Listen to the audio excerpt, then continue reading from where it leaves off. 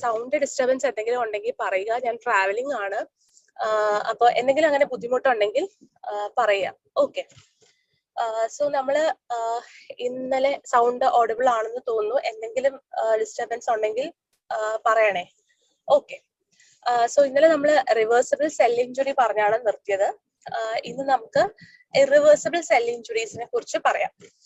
നമ്മൾ നേരത്തെ പറഞ്ഞ പോലത്തെ അഡാപ്റ്റേഷൻസിലാണെങ്കിലും റിവേഴ്സിബിൾ സെൽ ഇഞ്ചുറിയിലാണെങ്കിലും നമ്മളൊരു പ്രത്യേകത പറഞ്ഞു.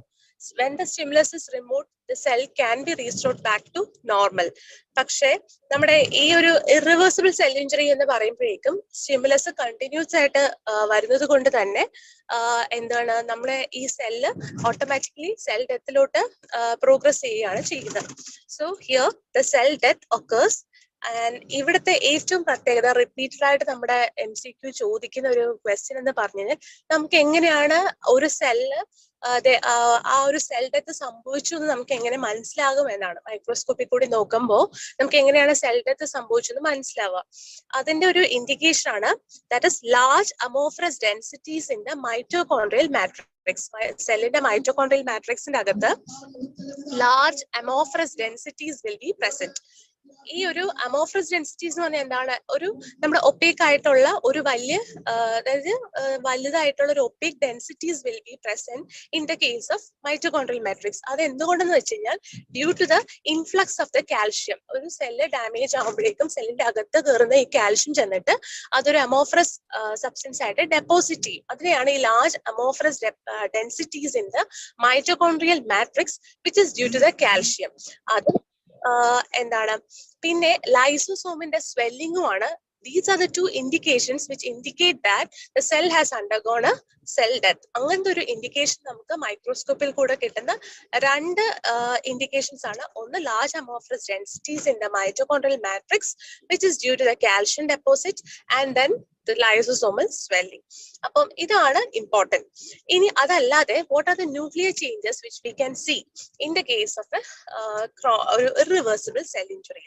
First one is പൈക്കിനോസിസ്. ഇത് ഓരോ വാക്കും ഇമ്പോർട്ടന്റ് ആണ്. കാരണം പൈക്കിനോസിസ് എന്താണ്, കാരിയോറെക്സിസ് എന്താണ്, കാരിയോലൈസിസ്.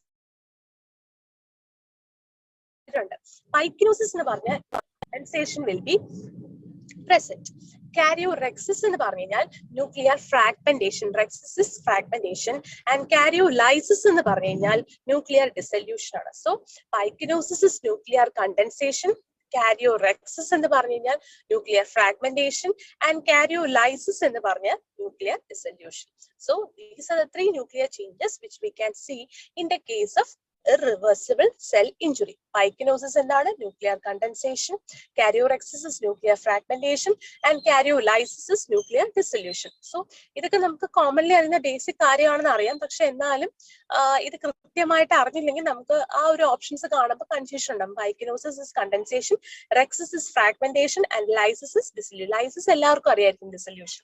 ഈ റെക്സിസും പൈക്കിനോസിസും മാത്രം ഒന്ന് നോട്ട് ചെയ്യാം. സോ ഇറിവേഴ്സിബിൾ സെൽ ഇഞ്ചുറിയിൽ കാണുന്ന ഏറ്റവും വലിയൊരു രണ്ട് സൈൻസ് എന്ന് പറയുന്നത് ലാർജ് അമോർഫസ് ഡെൻസിറ്റീസും ലൈസോസോമൽ സ്വെല്ലിങ്ങും. ഇനി ഇതൊക്കെ ഞാനൊരു വൺ ലൈനർ ആയിട്ട് ആഡ് ചെയ്തിരിക്കുന്നത് നേരത്തെ കണ്ടിട്ടുള്ള ക്വസ്റ്റ്യൻസിനെയാണ് വൺ ലൈനർ ആയിട്ട് ആഡ് ചെയ്തിരിക്കുന്നത്. പിന്നെ നമ്മുടെ ഈ റോംസ് എന്ന് പറഞ്ഞ ടെക്സ്റ്റ് ബുക്ക് ഗൈഡ് ബുക്കിലുള്ള അതിനകത്ത് ബോക്സിൽ റോംസിലെ ബോക്സിലായിട്ട് ചില പോയിന്റ്സ് തന്നിട്ടുണ്ട്. അതാണ് ഞാനിങ്ങനെ വൺ ലൈനർ ആയിട്ട് ആഡ് ചെയ്തിട്ടുള്ളത്. അതായത് ATP depletion is a critical event in both ischemic and the toxic injury. അതായത് ഈവൻ ഇഫ് എന്താണ് എന്തെങ്കിലും ടോക്സിക് ഇഞ്ചുറി കൊണ്ടിട്ടോ അല്ലെങ്കിൽ ബ്ലഡ് സപ്ലൈ കൊണ്ടിട്ടുള്ള ഇഞ്ചുറിയാണ് സെല്ലിന് സംഭവിച്ചതെങ്കിലും ഏറ്റവും ക്രിട്ടിക്കൽ ഇവന്റ് എന്ന് പറയുന്നത് is the ATP depletion. So ATP depletion is a critical event in both ischemic and toxic injury of the cells. Second one is cellular swelling is the first and the consistent manifestation of all the forms of cell injury. ഇത് ഞാൻ നേരത്തെയും പറഞ്ഞു. ഈ cellular സ്വെല്ലിംഗിന്റെ വേറെ പേര് എന്തൊക്കെയാണ്? ഇന്നലെ ഞാൻ പറഞ്ഞായിരുന്നു സെല്ലുലാർ സ്വെല്ലിംഗിന്റെ വേറെ പേര് ഹൈഡ്രോപിക് ചേഞ്ച്. ഹൈഡ്രോപിക് ചേഞ്ച് അല്ലെങ്കിൽ ബാക്കുലാർ ചേഞ്ച് അല്ലെങ്കിൽ ക്ലൗഡി സ്വെല്ലിംഗ്. അപ്പൊ അതിൽ സെല്ലുലാർ സ്വെല്ലിംഗ് ടേമിൽ ചോദിച്ചാലും this is the first and consistent manifestation of all forms of cell injury. അപ്പൊ അത് റിപ്പീറ്റഡ് ആയിട്ട് ചോദിച്ചിട്ടുള്ള ക്വസ്റ്റ്യൻ ആണ്. The third one is mechanism of cell death in hypoxic injury. ഒരു ഓക്സിജൻ ഇല്ലാതെ ഒരു സെല്ലിന് ഡാമേജ് സംഭവിച്ചാൽ അത് എങ്ങനെയാണ് ആ ഒരു സെൽ സെൽ ഡെത്ത് സംഭവിക്കുന്നതിന്റെ മെക്കാനിസം എന്താണ്? നമ്മൾ നേരത്തെ പറഞ്ഞു മൈറ്റോകോൺഡ്രിയയിൽ നടക്കുന്ന മെയിൻ ഫംഗ്ഷൻ എന്താണ്? Oxidative phosphorylation. ആ ഓക്സിഡേറ്റീവ് അതായത് ഓക്സിജന്റെ പ്രസൻസിൽ ഏതോ ഒരു സബ്സ്റ്റൻസിലോട്ട് ഫോസ്ഫറസ് ആഡ് ചെയ്യുന്നു, ദാറ്റ് ഈസ് ഓക്സിഡേറ്റീവ് ഫോസ്ഫോറിലേഷൻ. അപ്പൊ ഓക്സിജന്റെ ആബ്സെൻസിൽ ഏറ്റവും കൂടുതൽ എഫക്ട് ചെയ്യുന്നത് എന്തായിരിക്കും? Oxidative phosphorylation will be defective. അത് മാത്രമല്ല, and there will be decreased ATP synthesis. So the mechanism of cell death in hypoxic injury എന്ന് പറയുന്നത് is a defective oxidative phosphorylation and the decreased ATP synthesis. രണ്ടുണ്ട്, decreased ATP synthesis and the defective oxidative phosphorylation. So ഇതിൽ ഇത്രേ ഉള്ളൂ. Ischaemic ആണെങ്കിലും toxic injury ആണെങ്കിലും critical event ഏതാന്ന് ചോദിച്ചു കഴിഞ്ഞാൽ ATP ഡിപ്ലീഷൻ. പിന്നെ ഏതൊരു സെൽ ഇഞ്ചുറിയുടെ ഫസ്റ്റ് ആൻഡ് ഫോർമോസ്റ്റ് മാനിഫെസ്റ്റേഷൻ അല്ലെങ്കിൽ കൺസിസ്റ്റന്റ് മാനിഫെസ്റ്റേഷൻ എന്ന് പറയുന്നത് ഇസ് സെല്ലുലാർ സ്വെല്ലിംഗ്, അല്ലെങ്കിൽ ഹൈഡ്രോപിക് ചേഞ്ച്, അല്ലെങ്കിൽ വാക്യുലർ ചേഞ്ച്, അല്ലെങ്കിൽ cloudy swelling. Then mechanism of cell death in hypoxic injury. ഒരു ഹൈപ്പോക്സിക് ഇഞ്ചുറിയിൽ സെൽ ഡെത്തിന്റെ മെക്കാനിസം എന്താണെന്ന് ചോദിച്ചു കഴിഞ്ഞാൽ ഓക്സിജൻ സപ്ലൈ ഇല്ലാത്തത് കൊണ്ട് തന്നെ ഓക്സിഡേറ്റീവ് ഫോസ്ഫോറിലേഷൻ സിന്തസിസ്. ഇനി നമ്മള് ഈ ക്രിട്ടിക്കൽ ഇവന്റ് കുറെ വൺ ലൈനേഴ്സ് പറയുന്നത്, കാരണം ക്രിട്ടിക്കൽ ഇവന്റ് എന്താണ് ഇസ്കീമിക് ഇഞ്ചുറിയുടെ അല്ലെങ്കിൽ ടോക്സിക് ഇഞ്ചുറിയുടെ എന്നൊക്കെ വൺ വേർഡ് അങ്ങനത്തെ MCQs കണ്ടിട്ടുണ്ട്. ദെൻ അടുത്തൊരു ക്രിട്ടിക്കൽ ഇവന്റ് ആണ് membrane damage critical event leading to cell death. എന്തുകൊണ്ടാണ് ഒരു സെൽ ഡെത്തിലോട്ട് പോകുന്നതിന്റെ ഒരു ക്രിട്ടിക്കൽ ഇവന്റ്, അല്ലെങ്കിൽ എന്താണ് സെൽ ഡെത്തിലോട്ട് പോകുന്നതിന്റെ ഒരു ക്രിട്ടിക്കൽ ഇവന്റ് ചോദിച്ചാൽ മെംബ്രെയിൻ ഡാമേജ് ആവുന്നതുകൊണ്ടാണല്ലോ മെംബ്രെയിന്റെ അകത്തുകൂടി നമ്മുടെ കാൽഷ്യം ഒക്കെ കയറി ലാർജ് അമോർഫസ് ഡെൻസിറ്റീസ് ആയിട്ട് ഫോം ചെയ്യുന്നത്. So membrane damage is a critical event leading to cell death. Then the fatty change occurs in hypoxic injury. Oxygen നല്ലപോലെ കിട്ടാത്ത ഒരു ടൈപ്പ് ഓഫ് ഇഞ്ചുറിയിലാണ് ഫാറ്റി ചേഞ്ച് സംഭവിക്കുന്നത്. Then increased calcium in the cytoplasm is the mediator of the biochemical and morphological alterations leading to cell death. നേരത്തെ പറഞ്ഞ കാര്യം തന്നെ വേറൊരു രീതിയിൽ സെന്റൻസിലായിട്ട് പറയുന്നു. അതായത് സൈറ്റോപ്ലാസ്റ്റിനകത്ത് കാൽഷ്യം കൂടുതൽ ഉള്ളത് കൊണ്ടാണ് എന്താണ് morphological, that is A mediator of the biochemical and the morphological alterations. അത് കാരണമാണ് സെൽ ഡെത്തിലോട്ട് പോകുന്നത്. അതായത് കാൽഷ്യം സെല്ലിന്റെ അകത്ത് കൂടി അതൊരു ഡെപ്പോസിറ്റ് ആയിട്ട് മാറി അങ്ങനെയാണ് സെൽ ഡെത്തിലോട്ട് ലീഡ് ചെയ്യുന്നതെന്നാണ് പറയുന്നത്. So membrane damage is a critical event leading to cell death. Fatty change occurs in hypoxic injury, and increased calcium in the cytoplasm is a mediator of the biochemical and morphological alterations leading to cell death. Okay, ഇത് ഞാൻ നേരത്തെ പറഞ്ഞൊരു point ആണ്. Ultrastructural finding of irreversible cell injury. അതായത് നമ്മൾ മൈക്രോസ്കോപ്പിൽ കൂടെ ഒരു cell നോക്കുമ്പോൾ എന്താണ് നമുക്ക് കാണാൻ പറ്റുന്നത് ഇറിവേഴ്സിബിൾ സെൽ ഇഞ്ചുറിയുടെ? Options: ribosomal detachment from endoplasmic reticulum, amorphous densities in the mitochondria, formation of the phagolysosomes and the swelling. ഏതാണ് ആൻസർ? ആരെങ്കിലും പറയാമോ? Amorphous densities in mitochondria. അതെ, amorphous densities in the mitochondria. എന്തുകൊണ്ടാണ്? മെംബ്രെയിൻ ഡാമേജ് ആയിട്ട് calcium അകത്ത് influx ചെയ്തുകൊണ്ട്. Answer is B. Next, അടുത്ത question വേറൊരു രീതിയിൽ ഫോം ചെയ്തിരിക്കുന്നു. Which of the following is a characteristic of irreversible injury on electron microscopy? Options A is disruption of ribosome. Option B, amorphous densities in the mitochondria. Option C is swelling of the endoplasmic reticulum, and option D is a cell swelling. ഏതാണ് answer? B. Which of the following is a characteristic of irreversible injury? B. Option B, amorphous densities. അതായത് questions പല രീതിയിലും frame ചെയ്തിട്ടുണ്ട് irreversible ഇഞ്ചുറിയിൽ, പക്ഷെ option എന്ന് പറയുന്നത് ഈ amorphous densities in the mitochondria തന്നെയാണ്. ഇതിനകത്ത് സ്വെല്ലിംഗ് എന്നൊരു ഓപ്ഷൻ തരുന്നുണ്ട്. അതിന്റെ ഇമ്പോർട്ടൻസ് എന്താണ്?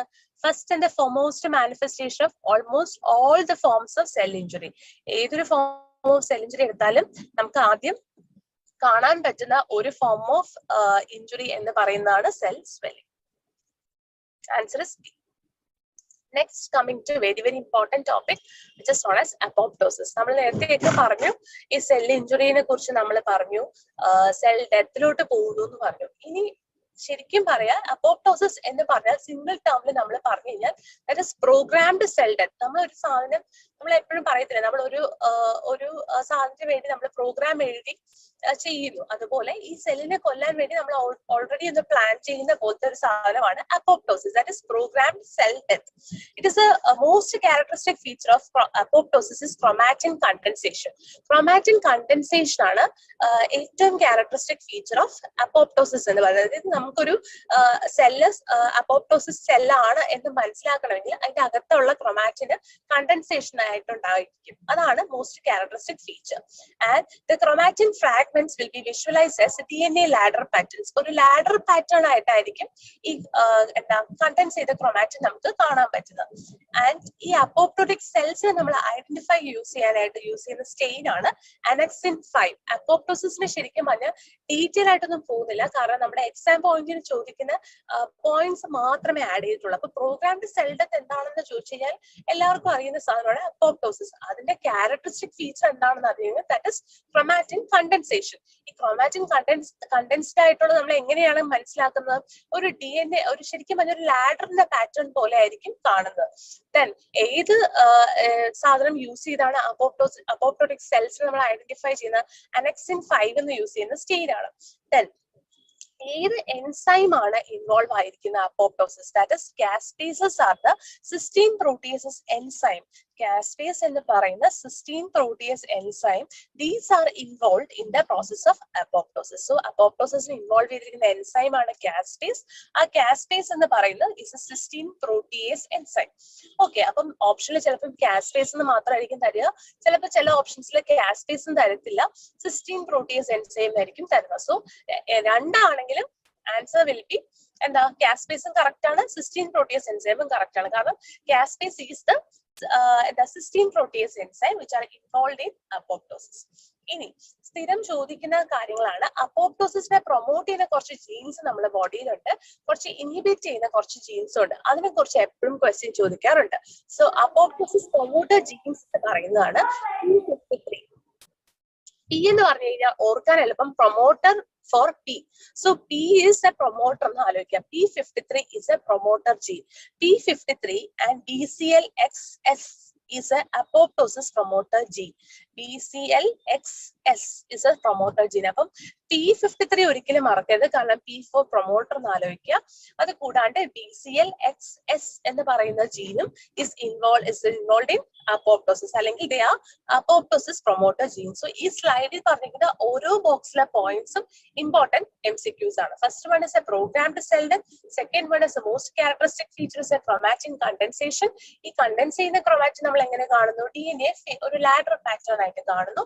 അനക്സിൻ 5 യൂസ് ചെയ്താണ് അപ്പോപ്ടോസിസ് സെല്ല് നമ്മൾ ഐഡന്റിഫൈ ചെയ്യുന്നത്. ഏത് എൻസൈംസ് ആണ് ഇൻവോൾവ് ആയിരിക്കുന്നത്? Caspase are the enzymes involved in apoptosis. And what are the promoter genes? P53 and BCLXS. Okay, ഇനി നമ്മൾ പറഞ്ഞു പ്രൊമോട്ടർ ജീൻ. അതുപോലെ തന്നെ നമുക്കൊരു ഇൻഹിബിറ്റർ ജീൻസ് ഉണ്ട്. ഇൻഹിബിറ്റർ ജീൻസ് ആണ് BCL2, BCLXL and MCL1.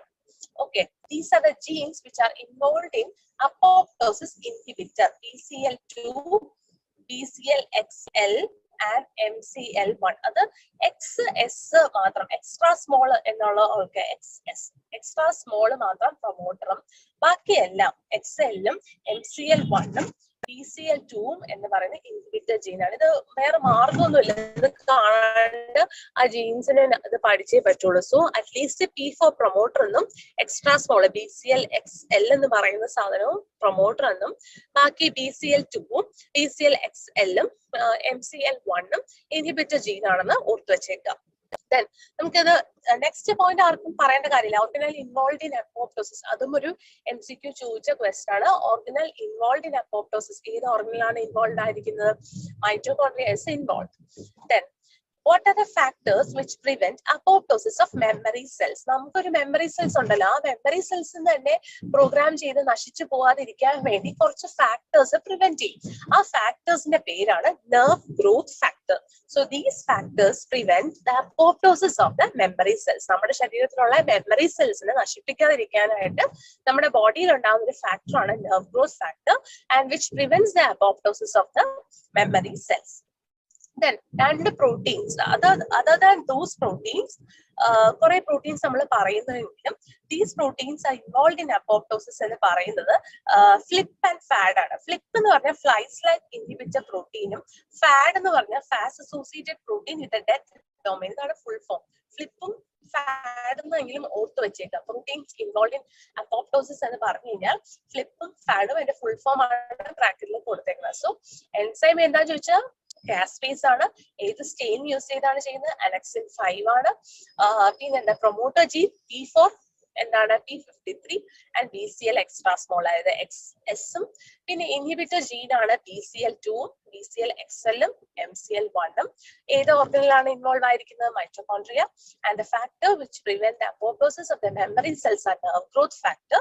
And the proteins involve in apoptosis is flip and fad. Okay, ഇനി നമ്മൾ നേരത്തെ പറഞ്ഞ അഡാപ്റ്റേഷൻസ് എല്ലാം പറഞ്ഞില്ലേ? ഹൈപ്പർട്രോഫി ആണെങ്കിലും അട്രോഫി ആണെങ്കിലും ഹൈപ്പോപ്ലേഷ്യ ആണെങ്കിലും അനാപ്ലേഷ്യൽ ആണെങ്കിലും നമ്മൾ ഓരോ ടൈപ്സ് പറഞ്ഞ പോലെ അപ്പോപ്റ്റോസിസും ടൈപ്സ് ഉണ്ട്. That is physiological and pathological. അതായത് നാച്ചുറലി നമുക്ക് ഫിസിയോളജിക്കൽ എന്ന് പറഞ്ഞു കഴിഞ്ഞാൽ ഏജ് അനുസരിച്ച് കുറച്ച് സെൽസിനെ നമ്മൾ പ്രോഗ്രാം ചെയ്ത് നശിപ്പിക്കണം. പാത്തോളജിക്കലി എന്ന് പറഞ്ഞാൽ കുറച്ച് ഡിസീസ് കാരണം കുറച്ച് സെൽസിനെ നമ്മൾ നശിപ്പിക്കണം. So there are two types of apoptosis, the physiological and pathological. Physiological apoptosis എന്ന് പറഞ്ഞാൽ എന്താ?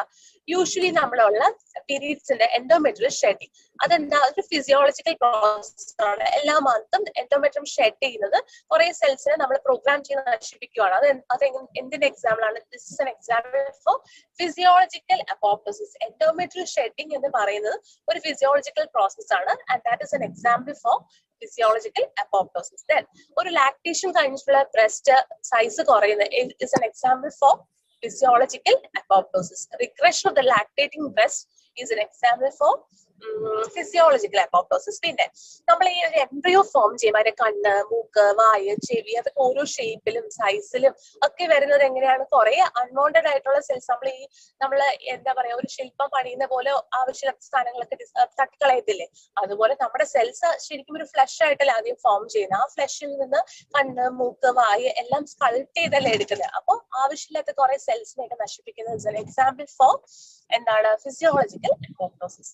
Then involution of the thymus, that is an also example for physiological apoptosis. ഈ physiological apoptosis എക്സാമ്പിളിൽ involution of thymus എടുത്ത് ചോദിച്ചിട്ടുണ്ട് MCQ ആയിട്ട്. അതുകൊണ്ടാണ് അതിനെ പ്രത്യേകം ബ്രാക്കറ്റിൽ involution of thymus is an example for physiological apoptosis എന്ന് പറയുന്നത്. Okay, then coming into pathological apoptosis. Pathological apoptosis എന്താണ്? നമ്മളൊരു സെൽസിനെ പ്രോഗ്രാം ചെയ്ത് കൊല്ലുവാണ്. അതായത് എങ്ങനെയാണ്? നമുക്കിപ്പോ ഒരു വേ ഓഫ് റേഡിയേഷൻ എടുക്കുന്നത്, കീമോതെറാപ്പി എടുക്കുന്നത്, അതൊക്കെ ഒരു example for a pathological apoptosis ആണ്. അതായത് cell death in tumours exposed to chemotherapeutic agents. Chemo ചെയ്ത് നമ്മൾ സെൽസിനെ നശിപ്പിക്കുന്നത്. That is an example for pathological apoptosis. Then pathological atrophy of the organs like prostatic atrophy after orchidectomy. അതായത് നമ്മളെ ഇപ്പം ഓർക്കിടെക്ടമി കഴിഞ്ഞതിന് ശേഷം പ്രോസ്റ്റേറ്റ് അട്രോഫീഡ് ആയി പോകുന്നത്. That is an example for. അതിന് പ്രോസ്റ്റേറ്റിന് ആവശ്യമില്ലായിരുന്നു. സോ അതിന്റെ സെൽസിനെല്ലാം ഡിസ്ട്രക്ട് ചെയ്ത് കളയുവാണ്. That is an example for pathological atrophy. Then also cell death in viral infection. നമുക്കറിയാം വൈറൽ ഇൻഫെക്ഷൻസ് വരുമ്പോൾ നമ്മുടെ ബോഡിയിൽ കുറച്ച് സെൽസിനൊക്കെ ഡാമേജ് ഉണ്ടാവും. So that is an example for pathological apoptosis. അതിൽ ഏറ്റവും ഇമ്പോർട്ടന്റ് എന്ന് പറഞ്ഞു കഴിഞ്ഞാൽ കൗൺസിൽമാൻ bodies formation in viral hepatitis. Viral hepatitis എവിടെയാണ് ഈ കൗൺസിൽമാൻ ബോഡീസ് ഏത് കണ്ടീഷനിലാണ് കാണുന്നത് എന്നുള്ളത് ക്വസ്റ്റ്യൻ ചോദിച്ചു കണ്ടിട്ടുണ്ട്. So councilman bodies are seen in viral hepatitis. Cell death in viral infections example വരുന്നതാണ് councilman bodies. So the formation of councilman bodies in viral hepatitis. അപ്പൊ ചോദിച്ചിട്ടുള്ള ക്വസ്റ്റ്യൻസ് കൗൺസിൽമാൻ ബോഡി ഏത് കണ്ടീഷനിലാണ് കാണുന്നത്, കുറിച്ചുള്ള കൗൺസിൽമാൻ ബോഡീസിനെ കുറിച്ചുള്ള ഡീറ്റെയിൽസ് ഒക്കെ നമ്മൾ ശരിക്കും വൈറൽ ഹെപ്പറ്റൈറ്റിസ് പഠിക്കുമ്പോൾ നമുക്ക് അതിലേക്ക് കവർ ചെയ്യുന്ന സാധനങ്ങളാണ്. ജസ്റ്റ് അതിന്റെ എക്സാമ്പിൾ അത് എവിടെയൊക്കെ ആണെന്നൊന്നും കൂടി പെത്തോളജിയിൽ നമ്മൾ അറിയാം. Viral hepatitis councilman body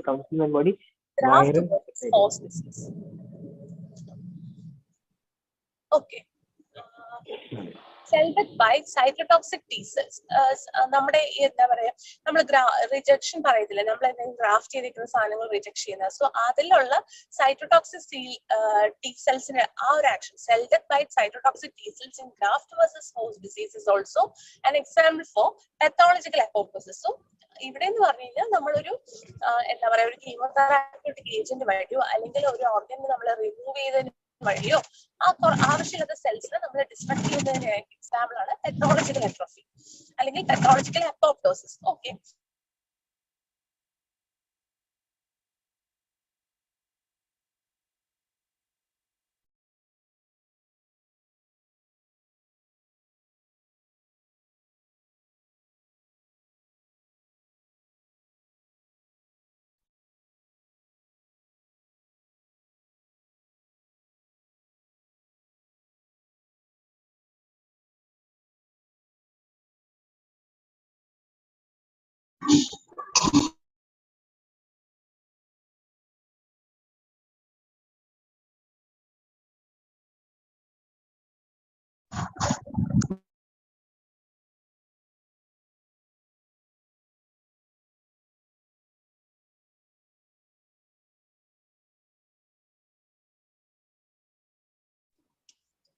hello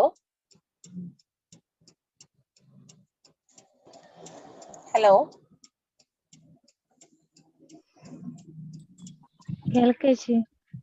കേൾക്കുന്നുണ്ടോ? സ്ലൈഡ് കാണുന്നില്ല. ഇപ്പോഴോ? സ്ലൈഡ് കാണുന്നില്ല ഡോക്ടറെ. ഒരു മിനിറ്റ്.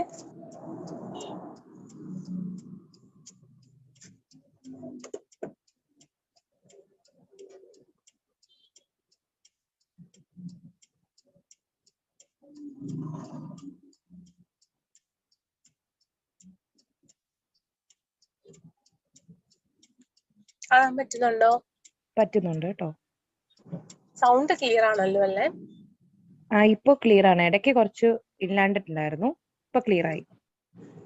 അപ്പോപ്റ്റോസിസ് ഈ ഒരു സ്ലൈഡ് സ്റ്റാർട്ടിങ് മുതൽ കേട്ടായിരുന്നോ? കേട്ടിട്ടുണ്ടായിരുന്നു. ഓക്കെ, ഇതില് ചില ഓക്കെ, അപ്പോ അപ്പോപ്റ്റോസിസിലെ ചില പോയിന്റ്സ് നമ്മൾ ഓർക്കേണ്ട കാര്യങ്ങള്, there will be death of single cells.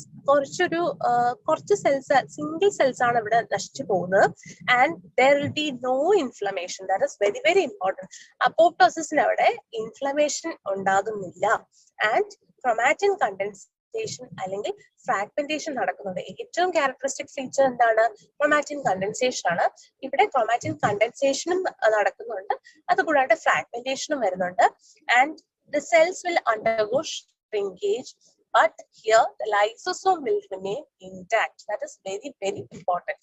ലൈസോസോമിന് ഒന്നും സംഭവിക്കുന്നില്ല, സിംഗിൾ സെൽസ് മാത്രമേ ഡാമേജ് ആകുന്നുള്ളൂ.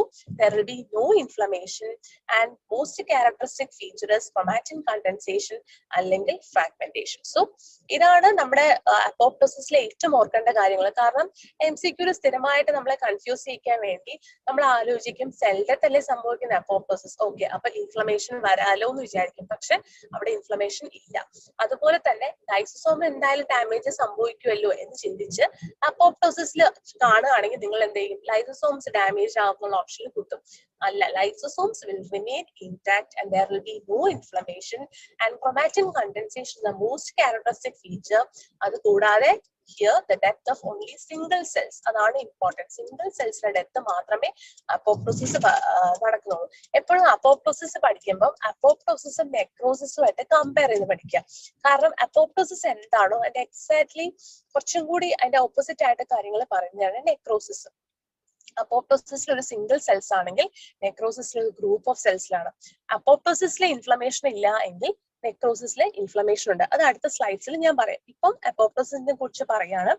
അപ്പോപ്റ്റോസിസിലെ ആദ്യം പറഞ്ഞ നമ്മൾ 3 കാര്യങ്ങൾ, ഇമ്പോർട്ടന്റ് ആയിട്ടുള്ള കാര്യങ്ങൾ: programmed cell death, most characteristic features chromatin condensation, chromatin condense ചെയ്തിട്ട് അതൊരു ലാഡർ പാറ്റേണിലായിരിക്കും കാണുന്നത്. അനക്സിൻ 5 എന്ന് പറയുന്ന ഒരു സ്റ്റെയിൻ യൂസ് ചെയ്തിട്ടാണ് നമ്മൾ ഐഡന്റിഫൈ ചെയ്യുന്നത്. കാസ്പേസ് ആണ് enzyme involve and promoter genes എന്ന് പറഞ്ഞാൽ P53 and BCLXS. And the inhibitor gene are BCL2, BCLXL, and MCL1. Organelle involved as mitochondria. ഏതൊക്കെ ഫാക്ടേഴ്സ് ആണ് മാം? അതൊക്കെ നിങ്ങൾ വായിക്കുക. ടൈപ്സിൽ ഫിസിയോളജിക്കൽ പത്തോളജിക്കൽ. ഫിസിയോളജിക്കൽ കാണാണ്ട് പഠിക്കേണ്ട ആവശ്യമില്ലല്ലോ. ആവശ്യമില്ലാത്ത സെൽസിനെ നമ്മൾ ഡിസ്ട്രക്ട് ചെയ്യേണ്ട കണ്ടീഷൻ എന്തൊക്കെയാണെന്ന് ആലോചിക്കുക. എൻഡോമെട്രിയൽ ഷെഡിങ്, ലാക്ടേറ്റിംഗ് ബ്രസ്റ്റിന് റിഗ്രഷൻ, പിന്നെ ഒരു എംബ്രിയോനെ സ്കൾപ്റ്റ് ചെയ്യുന്നത്, involution of thymus. Then pathological ആണെങ്കിൽ റേഡിയേഷൻ വഴി, then prostatic atrophy after orchidectomy, cell death in viral infection. അവിടെ ഏറ്റവും ഇമ്പോർട്ടൻറ്റ് കൗൺസിൽമാൻ ബോഡീസ് മറക്കരുത്. അത് കാണുന്നത് വൈറൽ ഹെപ്പറ്റൈറ്റിസ്. നമ്മൾ ഇന്നലെ പറഞ്ഞ റസൽ ബോഡീസ് എവിടെയാണ് കാണുന്നത്?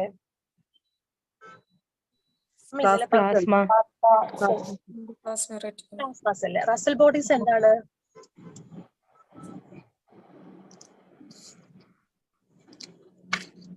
ആ സ്ലൈഡിൽ ഞാൻ പറഞ്ഞിട്ടുണ്ടായിരുന്നു റസൽ ബോഡീസ് എന്താണ്.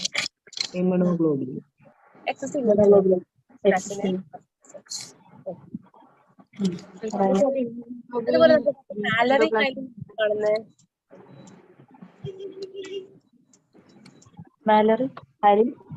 മാലറി hyaline alcoholic liver cell injury. അതുപോലെ Zenker's degeneration, typhoid fever, Rectus abdominis muscle. typhoid fever. Okay okay. അപ്പം ഇതാണ് അപ്പോപ്ടോസിസ്. ഇനി അടുത്ത നെക്രോസിസ്. നെക്രോസിസ് എന്ന് പറയുമ്പോഴേക്കും അതിന്റെ ഡെഫിനിഷൻ പറയുന്നത് എന്താണ്? ആ localised area of the death of the tissue. അവിടെ ടിഷ്യൂസിന്റെ ടിഷ്യൂസ് പറഞ്ഞാൽ എന്താണ്? ടിഷ്യൂസ് പറഞ്ഞാൽ എന്താണ്? ആരെങ്കിലും പറയോ? What do you mean by the term tissue? Group of cells with common function. അതെ. അപ്പൊ ഇതും നമ്മുടെ അപ്പോപ്ടോസിസ് തമ്മിലുള്ള ഡിഫറൻസ് ഫസ്റ്റ് ലൈനിൽ തന്നെ ഉണ്ട്. അപ്പോപ്ടോസിസിൽ എന്താ പറഞ്ഞത്? പ്രോഗ്രാംഡ് സെൽ ഡെത്ത് എന്നാണ്. നെക്രോസിസിലാണല്ലോ localised area of death of tissues, അതായത് ഗ്രൂപ്പ് ഓഫ് സെൽസ് എന്നാണ് ഇവിടെ. അപ്പോപ്ടോസിസ് എന്താണ്? സിംഗിൾ സെൽ ആയിരുന്നു. ക്ലിയർ? അപ്പോപ്ടോസിസ് എപ്പോഴും സിംഗിൾ സെല്ലിന്റെ കാര്യമാണ് പറഞ്ഞത്. പക്ഷെ ഇവിടെ നെക്രോസിസ് എന്ന് പറയുമ്പോഴേക്കും localised area of death of tissues അല്ലെങ്കിൽ ഗ്രൂപ്പ് ഓഫ് സെൽസ്. അത് മാത്രമല്ല, it is followed by the degradation of the tissue. ആ നശിച്ച ടിഷ്യൂ ഡീഗ്രേഡഡ് ആകുന്നു. എന്നിങ്ങനെ by the hydrolytic enzymes liberated from the dead cells. So apoptosis ആണെങ്കിൽ അവിടെ cell death മാത്രമേ സംഭവിക്കുന്നു, അതും സിംഗിൾ സെൽ ഡെത്ത്. നെക്രോസിസിലാണെങ്കിൽ ഗ്രൂപ്പ് ഓഫ് സെൽസ് അല്ലെങ്കിൽ ടിഷ്യൂസിന്റെ ഡെത്ത് സംഭവിച്ചിട്ട് and that tissue is degraded by the hydrolytic enzyme which is liberated from the dead cells. ആ ഡെഡ് സെൽസ് നിന്ന് ലിബറേറ്റ് ചെയ്യുന്ന ഹൈഡ്രോലൈറ്റിക് എൻസൈംസ് കൊണ്ട് തന്നെ ആ ഡെഡ് ആയ ടിഷ്യൂസിനെ ഡീഗ്രേഡും ചെയ്യുന്നതിനെയാണ് നമ്മൾ നെക്രോസിസ് എന്ന് പറയുന്നത്. ഓക്കെ. നെക്രോസിസ് ഒരു 5 ടൈപ്സ് ഉണ്ട്. First one is coagulative, second one is liquefactive അല്ലെങ്കിൽ colliquative, third one is caseous, fourth one is fat, and fifth one is fibrinal necrosis. So at least basic ആയിട്ട് necrosis എന്താണെന്നുള്ള കാര്യം അറിഞ്ഞിരിക്കണം. അവിടെ ഒരു എന്താണ് death of the tissues followed by the degradation of that tissues by the hydrolytic enzymes liberated by the dead cells. അതാണ് necrosis. അതിന്റെ ടൈപ്സിൽ ഇമ്പോർട്ടന്റ് ആയിട്ട് 5 ടൈപ്സും ഇമ്പോർട്ടന്റ് ആണ്. ഓക്കെ. അപ്പൊ നമ്മൾ നേരത്തെ പറഞ്ഞ അപ്പോപ്ടോസിസും നെക്രോസിസും തമ്മിലുള്ള ഡിഫറൻസ്. അവിടെ നമ്മൾ അപ്പോപ്ടോസിസ് എന്ത് പറഞ്ഞു? Death of single cell. Whereas necrosis ആണെങ്കിലോ death of many adjacent cells. അടുത്തുള്ള സെൽസ് എല്ലാം കൂടി ഒരുമിച്ച് നശിച്ചു പോകുന്നുണ്ട്. And the cell swelling initially, ആദ്യം എന്താ സംഭവിക്കുന്നത്? ഈ സെൽസിലെല്ലാം സ്വെല്ലിംഗ് ആണ് സംഭവിക്കുന്നത്. And inflammation will be always present in the case of necrosis and lysosome breakdown will be present. അപ്പോപ്ടോസിസിലായിരുന്നെങ്കിലോ ലൈസോസോം remains intact. ഇവിടെയാണെങ്കിലോ ലൈസോസോംസ് breakdown സംഭവിക്കുന്നു. And here nuclear disruption occurs and chromatin fragmentsന് ഒരു സ്മിയേർഡ് പാറ്റേൺ ആയിരുന്നു. മറ്റവിടെ എന്തായിരുന്നു? Ladder പാറ്റേണും ഇവിടെ ഒരു സ്മിയേർഡ് പാറ്റേൺ, വെതർ ഇങ്ങനെ ഇട്ടേക്കുന്ന പോലത്തെ ഒരു പാറ്റേൺ ആയിരിക്കും കാണുന്നത്. സോ നെക്രോസിസിൽ എങ്ങനെയാണ്? ഗ്രൂപ്പ് ഓഫ് സെൽസിനാണ് എഫക്ട് ചെയ്യുന്നത്. ഇൻഫ്ലമേഷൻ എപ്പോഴും ഉണ്ടായിരിക്കും. സെൽ സ്വെല്ലിംഗ് ആയിരിക്കും ആദ്യം സംഭവിക്കുന്നത്. ലൈസോസോം വിൽ ബി ബ്രേക്കൺ ഡൗൺ, അല്ലെങ്കിൽ പിന്നെ ന്യൂക്ലിയർ ഡിസ്ട്രപ്ഷൻ ഉണ്ടാവുന്നു. ക്രൊമാറ്റിൻ ഫ്രാഗ്മെന്റ്സ് എങ്ങനെ നമുക്ക് മൈക്രോസ്കോപ്പിൽ കൂടെ നോക്കുമ്പോൾ കാണാം. അവിടെ ഇവിടെ ഇങ്ങനെ ഡിസ്ട്രപ്റ്റഡ് ആയിട്ട് അല്ലെങ്കിൽ സ്മിയേർഡ് പാറ്റേൺ ആയിട്ടായിരിക്കും നെക്രോസിസിൽ നമുക്ക് കാണാൻ പറ്റുന്നത്. ഇനി കൊയാഗുലേറ്റഡ് നെക്രോസിസ്. ഇപ്പൊ ഒരു MCQ ചോദിക്കുകയാണ് most common form of necrosis എന്ന് ചോദിച്ചാൽ അതൊക്കെയാണ് ബേസിക് ആയിട്ട് ചോദിക്കുന്ന കാര്യങ്ങൾ. ഇപ്പൊ സിമ്പിൾ ആക്കാനായിട്ട് ചോദിക്കുകയാണെങ്കിൽ most common form of necrosis എന്ന് പറഞ്ഞ് ഈ 5 നെക്രോസിസും ഓപ്ഷനിൽ തരാം. അപ്പൊ മോസ്റ്റ് കോമൺ ഏതാന്ന് ചോദിച്ചു കഴിഞ്ഞാൽ ഇസ് എ കൊയാഗുലേറ്റീവ് നെക്രോസിസ്. അത് എവിടെയൊക്കെ കാണുന്നതെന്ന് അറിയണം. Coagulative necrosis is seen in liver, kidney, spleen and the first week of myocardial infarction. ഒരു അറ്റാക്ക് വന്ന ആദ്യത്തെ ഒരാഴ്ചയിൽ കാണുന്ന നെക്രോസിസ് ഏതാണെന്ന് ചോദിച്ചു കഴിഞ്ഞാൽ ഇറ്റ്സ് എ കൊയാഗുലേറ്റീവ് നെക്രോസിസ്. വേറെ എവിടെയൊക്കെ കാണുന്നു എന്ന് ചോദിച്ചു കഴിഞ്ഞാൽ liver, kidney and spleen. Then ഇവിടെ ഒരു പ്രത്യേകത എന്ന് പറഞ്ഞാൽ എങ്ങനെയാണ് നമുക്ക് മനസ്സിലാവുക? ആ സെൽസിൽ നോക്കുമ്പോൾ കൊയാഗുലേറ്റഡ് നെക്രോസിസ് സംഭവിച്ചു. ഒരു സെല്ല് നമ്മൾ മൈക്രോസ്കോപ്പിൽ കൂടെ നോക്കുമ്പോൾ ഇതിനൊരു സംഭവിച്ചു നമുക്ക് എങ്ങനെ മനസ്സിലാവും? That is normal cells will be converted to a tombstone. നമ്മൾ ടോംബ് സ്റ്റോണിനെ പറയാൻ കമ്പയർ ചെയ്യാൻ കാരണം എന്താണ്? നമ്മൾ ഈ ശവടക്കുന്ന സാധനങ്ങളിലൊക്കെ അകത്തുള്ള ഔട്ട്ലൈൻ വിൽ ബി റീറ്റെയിൻ. അകത്തുള്ള ബോഡി എല്ലാം ഡീഗ്രേഡ് ചെയ്ത് പോയി കാണത്തില്ലേ? നമ്മൾ കുഴിച്ചിടുന്ന ബോഡി എല്ലാം പോയിട്ട് അവസാനം ആ മുകളിലുള്ള ഭാഗം ആ സിമെട്രി പോലെ ഉള്ള ആ സാധനം മാത്രമല്ലേ കാണുള്ളൂ. അതുപോലെ തന്നെ നോർമൽ സെല്ലിന്റെ അകത്തുള്ള സാധനങ്ങളെല്ലാം പോയിട്ട് സെല്ലിന്റെ ഔട്ട്ലൈൻ മാത്രമേ കാണുള്ളൂ in the case of coagulated necrosis. അതുകൊണ്ടാണ് hallmark of the coagulated necrosis എന്ന് പറയുന്നത് it's a conversion of the normal cells to a tombstone. That is cytoplasm and the nuclear material will be lost but the outline will be retained. പുറമേ ഉള്ള ആ ഒരു outline കാണും, പക്ഷെ അകത്ത് സാധനങ്ങളൊന്നും കാണത്തില്ല. ആൻഡ് ഏറ്റവും important point, this necrosis is seen in almost all the organs exception is brain. ബ്രെയിനിൽ മാത്രം ഇങ്ങനൊരു കൊയാഗുലേറ്റഡ് നെക്രോസിസ് എന്നൊരു സാധനം നടക്കത്തില്ല. Very very important. എല്ലാ ഓർഗൻസിലും നടക്കും എക്സെപ്റ്റ് ബ്രെയിൻ. ബ്രെയിനിൽ മാത്രം കൊയാഗുലേറ്റഡ് നെക്രോസിസ് നടക്കത്തില്ല. സോ കൊയാഗുലേറ്റഡ് നെക്രോസിസിനെ കുറിച്ച് ഓർക്കുകയാണെങ്കിൽ കുറച്ച് important points. Is the most common form of necrosis. രണ്ടാമത്തെ liver, kidney, spleen. Then first week of ആദ്യത്തെ ഒരാഴ്ച, അറ്റാക്ക് വന്ന ആദ്യത്തെ ഒരാഴ്ചയിൽ കാണുന്ന ടൈപ്പ് ഓഫ് നെക്രോസിസ് ആണ്. Then third one is hallmark എന്ന് പറഞ്ഞാൽ എന്താ? Outline of the cell will be retained. പക്ഷെ അകത്തൊന്നും കാണത്തില്ല. That is conversion of normal cells into a tombstone. And fourth one is it is seen in all the organs except brain. Okay. ഇതാണ് ഒരു coagulated necrosis നടന്നത്. ഒരു kidney നമ്മൾ പറഞ്ഞല്ലോ, കിഡ്നിയുടെ സ്ക്രീനിലൊക്കെ കാണുന്ന കിഡ്നിയിൽ നിങ്ങൾക്ക് നോക്കിയാൽ അറിയാൻ പറ്റും. കിഡ്നിയിൽ ആ ഒരു ലൈറ്റ് യെല്ലോ കൊടുത്തേക്കുന്ന സ്ഥലത്ത് കിഡ്നിക്ക് അകത്തുള്ള ടിഷ്യൂ എല്ലാം പോയി, പക്ഷെ ആ അറ്റത്തുള്ള ഔട്ട്ലൈൻ ഉണ്ട്. മനസ്സിലായോ? അകത്ത് ശരിക്കും ദ്വാരമായിരിക്കും, ആ സാധനത്തിനകത്ത് ഒന്നും കാണത്തില്ല, ഔട്ട്ലൈൻ മാത്രം retain. That is an example for coagulated necrosis. Then അടുത്തത് ലിക്വിഫാക്ഷൻ അല്ലെങ്കിൽ കോളിക്കേറ്റീവ് നെക്രോസിസ്. ലിക്വിഫാക്റ്റീവ് നെക്രോസിസ് എന്ന് പറഞ്ഞാൽ എന്താണ്? അതിലെ മോസ്റ്റ് കോമൺ ആയിട്ട് പറയാനായിട്ടാണെങ്കിൽ കോസസ് വളരെ ഇമ്പോർട്ടന്റ് ആണ്. അത് എവിടെയാണ് കാണുന്നതും ഇമ്പോർട്ടന്റ് ആണ്. Liquefactive necrosis seen in ischaemic injury, bacterial അല്ലെങ്കിൽ ഫംഗൽ ഇൻഫെക്ഷൻ. ബാക്ടീരിയലോ ഫംഗൽ ഇൻഫെക്ഷനോ ഇസ്കീമിക് ഇഞ്ചുറിയോ നടക്കുന്ന സ്ഥലത്താണ് ഈ ഒരു ലിക്വിഫാക്റ്റീവ് അല്ലെങ്കിൽ കോളിക്കേറ്റീവ്. അതർ നെയിംസ് എപ്പോഴും ഇമ്പോർട്ടന്റ് ആണ്. ലിക്വിഫാക്റ്റീവിന്റെ വേറെ പേര് കോളിക്കേറ്റീവ് ആണെന്ന് അറിഞ്ഞിരിക്കണം. ഇത് എവിടെയാണ്? ഇസ്കീമിക് ഇഞ്ചുറി അല്ലെങ്കിൽ ബാക്ടീരിയൽ ഫംഗൽ ഇൻഫെക്ഷൻ നടക്കുന്ന സ്ഥലത്താണ് കാണുന്നത്. എവിടെ കാണുന്നു? എക്സാമ്പിൾ ബ്രെയിൻ ഇൻഫാക്ഷനിൽ കാണുന്നത് എന്താണ്? ലിക്വിഫാക്ഷൻ അല്ലെങ്കിൽ കോളിക്കേറ്റീവ് നെക്രോസിസ് ആണ്. ആബ്സിസ് ക്യാവിറ്റി, നമ്മൾ ഈ പഴുപ്പൊക്കെ പൊട്ടി കഴിഞ്ഞ് പിന്നെ ആ ക്യാവിറ്റി ആയിട്ട് ഫോം ചെയ്യില്ലേ, അവിടെ കാണുന്ന നെക്രോസിസ് ഏതെന്ന് ചോദിച്ചു കഴിഞ്ഞാൽ ലിക്വിഫാക്റ്റീവ് നെക്രോസിസ് ആണ്. Then wet gangrene. ഇപ്പൊ ബ്രെയിനില്, ആബ്സിസ് ക്യാവിറ്റിയില്, വെറ്റ് ഗാംഗ്രീനിലൊക്കെ കാണുന്ന ഏത് നെക്രോസിസ് ആണ്? ലിക്വിഫാക്റ്റീവ് നെക്രോസിസ് ആണ്. അപ്പം ബ്രെയിനിൽ കാണുന്ന നെക്രോസിസ് ഏതാണെന്ന് ക്വസ്റ്റ്യൻ ചോദിച്ചു കഴിഞ്ഞാൽ ഇറ്റ്സ് ലിക്വിഫാക്റ്റീവ് അല്ലെങ്കിൽ കോളിക്കേറ്റീവ്. കൊയാഗുലേറ്റീവ് ഒരിക്കലും കാണത്തില്ല. ദെൻ ഈ ലിക്വിഫാക്റ്റീവിന്റെ പ്രത്യേകത എന്താണ്? Ischemic injury, bacterial fungal infection ആണ് കാരണം. അത് എവിടെ കാണുന്നു? വെറ്റ് ഗാംഗ്രീൻ ചോദിക്കാൻ സാധ്യതയുള്ളതാണ്. വെറ്റ് ഗാംഗ്രീനിലും കാണുന്ന നെക്രോസിസ് ഏതെന്ന് ചോദിക്കാം. That is liquefactive necrosis. പിന്നെ ആബ്സിസ് ക്യാവിറ്റിയിലും ലിക്വിഫാക്റ്റീവ് നെക്രോസിസ് ആണ് കാണുന്നത്. ദെൻ കേഷ്യസ് നെക്രോസിസ് എല്ലാവർക്കും അറിയാം, TB ഉള്ളവർക്കെല്ലാം കാണുന്ന ഒരു ടൈപ്പ് ഓഫ് നെക്രോസിസ് ആണ് caseous necrosis. Example TB, syphilis, Peyer's patches. പേയേഴ്സിന്റെ സ്പെല്ലിംഗ് തെറ്റാണ്, PE. Peyer's patches in typhoid. ടൈഫോയിഡിൽ കാണുന്ന നെക്രോസിസ് കഴിഞ്ഞാൽ is caseous necrosis. Caseous necrosis ആണ് ടൈഫോയിഡിൽ കാണുന്ന നെക്രോസിസ്. ട്യൂബർക്കുലർ ഗ്രാനുലോമയിലും നെക്രോസിസ് വരാം. ആ നെക്രോസിസും കേഷ്യസ്. അപ്പൊ ട്യൂബർക്കുലർ എന്തെങ്കിലും കാണുന്ന അങ്ങനത്തെ എന്തെങ്കിലും റിലേറ്റഡ് നെക്രോസിസ് ചോദിച്ചു കഴിഞ്ഞാൽ that will be gaseous necrosis. അത് കൂടാണ്ട് പേയേഴ്സ് പാച്ചസ് ഇൻ ടൈഫോയിഡിലും കാണുന്നത് ഏതാണ്?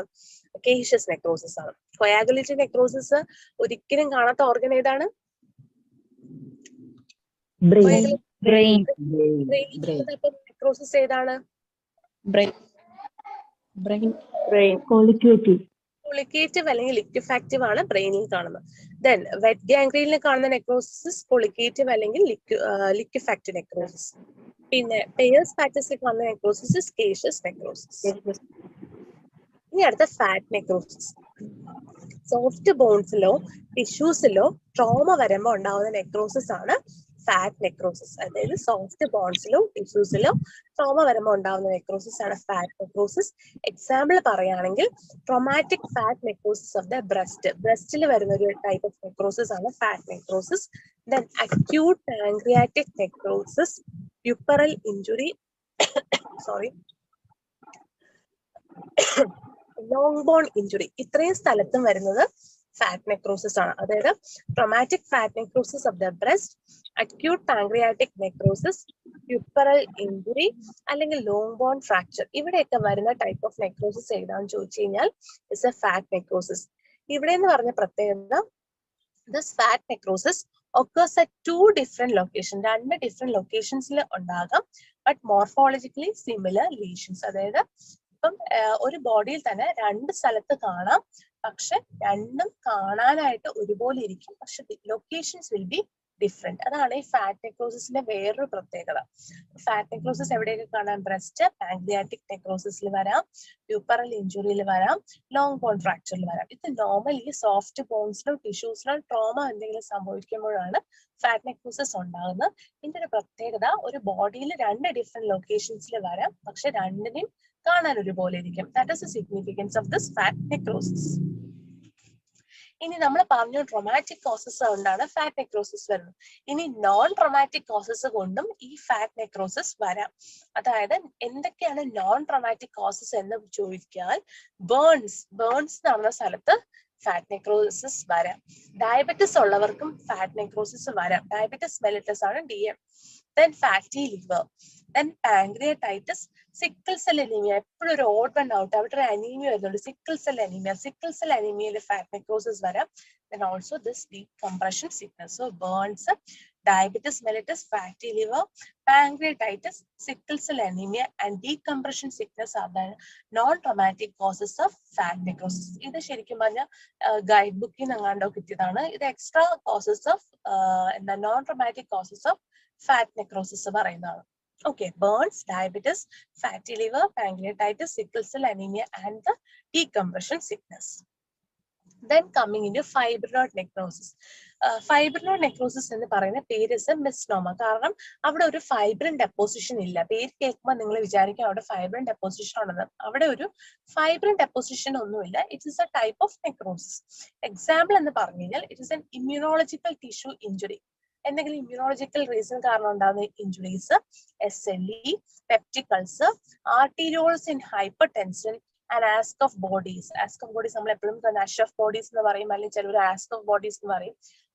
അത് is an example for fibrinoid necrosis. So fibrinoid നെക്രോസിന്റെ example is very very important. അതിൽ ഏറ്റവും ഇമ്പോർട്ടന്റ് ആസ്ക് ഓഫ് ബോഡീസ് ആണ്, SLE, peptic ulcer, arterioles in hypertension. ഇതെല്ലാം ഫൈബ്രിനോയിഡ് നെക്രോസിസിൽ വരുന്നതാണ്. സോ നമ്മൾ പറഞ്ഞ കോയാഗുലേറ്റഡ് നെക്രോസിസ് പറഞ്ഞു, മോസ്റ്റ് കോമൺ ആണെന്ന് പറഞ്ഞു. ബ്രെയിനിൽ ഒഴികെ ബാക്കി എല്ലായിടത്തും കാണുന്നത് ഇസ് കോയാഗുലേറ്റഡ്. ദെൻ കോളിക്കേറ്റീവ് അല്ലെങ്കിൽ ലിക്വിഫാക്ഷൻ പറഞ്ഞു. അതിൽ ഏറ്റവും ഇമ്പോർട്ടന്റ് നമ്മൾ പറഞ്ഞത് വെറ്റ് ഗാംഗ്രീന്റെ കാര്യങ്ങൾ പറഞ്ഞു. വെറ്റ് ഗാംഗ്രീനിൽ കാണുന്ന സാധനം, പിന്നെ ആബ്സിസ് ക്യാവിറ്റിയിലെ കാര്യം പറഞ്ഞു, പിന്നെ കേഷ്യസ് നെക്രോസിസ് പറഞ്ഞു, ട്യൂബർക്കുലോസിന്റെ, ഫാറ്റ് നെക്രോസിസ് പറഞ്ഞു, അതിന്റെ ട്രോമാറ്റിക്കും നോൺ ട്രോമാറ്റിക് കോസസ് പറഞ്ഞു, ഫൈബ്രിനോയിഡ് നെക്രോസിസ് പറഞ്ഞു. അതിൽ ഫൈബ്രിനോയിഡ് നെക്രോസിസിൽ നമ്മൾ ഒരിക്കലും മറക്കാൻ പാടില്ലാത്ത ആസ്ക് ഓഫ് ബോഡീസ് ആണ്, അല്ലെങ്കിൽ അഷ് ഓഫ് ബോഡീസ് ആണ്.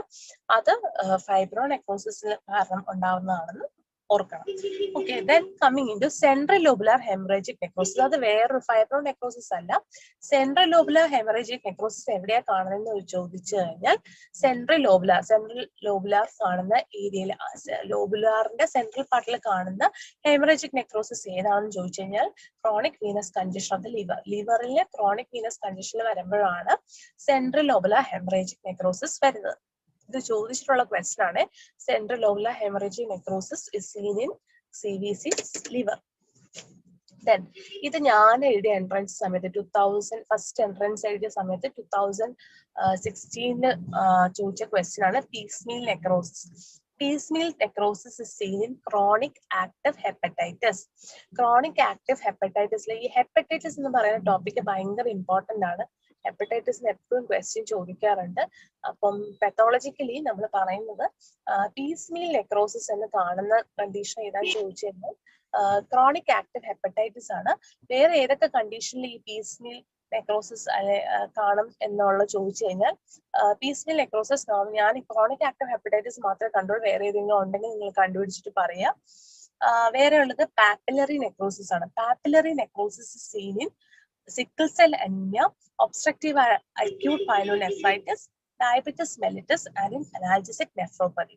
അതിനൊരു ഷോർട്ട് ഫോം ആയിട്ട് സോഡ പറയുന്നത്. അപ്പം നെക്രോസിസ് എന്ന് പറയുമ്പോഴേക്കും നിങ്ങൾ ഈ പഠിക്കുമ്പോൾ ഒരുമിച്ച് ഈ നെക്രോസിസിന്റെ പേരുള്ള നെയിംഡ് നെക്രോസിസ് ഒക്കെ ഒരുമിച്ച് പഠിച്ചു കഴിഞ്ഞാൽ പെട്ടെന്ന് ഓർക്കാൻ പറ്റും. അതുകൊണ്ട് അത് ഒരുമിച്ച് പറഞ്ഞത്. ശരിക്കും പറഞ്ഞാൽ അവിടുത്തെ സെൻട്രൽ ലോബുലാർ ഹെമറേജിക് നെക്രോസിസും ഈ പീസ്മീൽ നെക്രോസിസും ഇപ്പൊ പറയേണ്ട ആ കാര്യമില്ല. പക്ഷെ ഞാൻ നെക്രോസിസിന്റെ ടൈപ്സ് പറഞ്ഞപ്പോൾ അതിനെ കൂടെ ഒരുമിച്ച് ഇതും കൂടി ഓർത്ത് വെച്ചേക്കാൻ വേണ്ടി പറഞ്ഞതേ ഉള്ളൂ. Piecemeal necrosis is seen in chronic active hepatitis. Papillary necrosis is seen in sickle cell anemia, obstructive or acute pyelonephritis, diabetes mellitus and analgesic nephropathy. ഇനി ഞാൻ നേരത്തെ പറഞ്ഞ പോലെ നെക്രോസിസ് പറഞ്ഞതുകൊണ്ട് ഇത് പറഞ്ഞതേ ഉള്ളൂ. Bones that undergo avascular necrosis. ഏത് ബോൺസ് ആണ് avascular നെക്രോസിസ്, ബ്ലഡ് സപ്ലൈ ഇല്ലാതെ നെക്രോസിസ് അണ്ടർഗോ ചെയ്യുന്ന ബോൺസ് ഏതൊക്കെയാണെന്ന് ചോദിച്ചു കഴിഞ്ഞാൽ scaphoid, femur and talus. Scaphoid, femur and talus are the bones at avascular necrosis. Okay, then ഇത്രയാണ് നെക്രോസിസിനെ കുറിച്ച് പറയാം. അപ്പൊ നെക്രോസിസിന്റെ അകത്ത് മെയിൻ ആയിട്ട് കാര്യം ഗ്രൂപ്പ് ഓഫ് സെൽസിന്റെ കാര്യം ആലോചിക്കുക, ഇൻഫ്ലമേഷൻ ഉണ്ടെന്ന് ആലോചിക്കുക, ലൈസോസോം ഇൻടാക്ട് അല്ല, നശിച്ചു പോകുന്നുണ്ട്, chromosome will be appeared as a smeared pattern. Voice clear ആണല്ലോ അല്ലേ?